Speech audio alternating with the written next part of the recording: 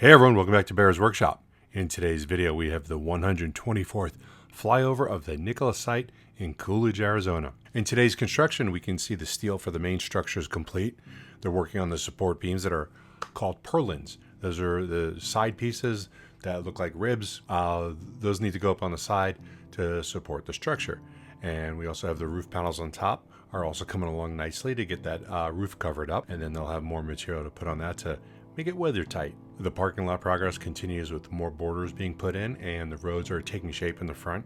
We got some nice views of that today for you guys to see. It appears that they have moved the parking lot closer to the building than the original plan showed, which is a good thing. Who wants to walk that distance through a bunch of landscaping? Just move the parking lot right next to the building. Over by the water campus, we finally figured out what the delay was in getting the walls up to the finished height. They needed scaffolding installed.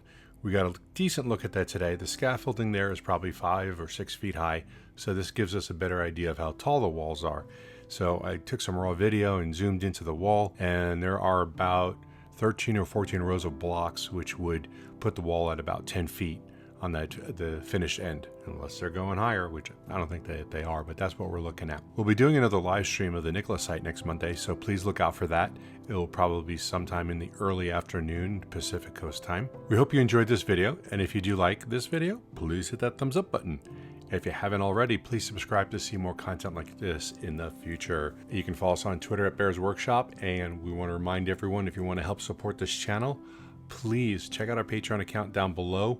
We could really use some more support, and we appreciate the support that we're getting from our current patrons. So we do appreciate you guys. Now, let's go fly.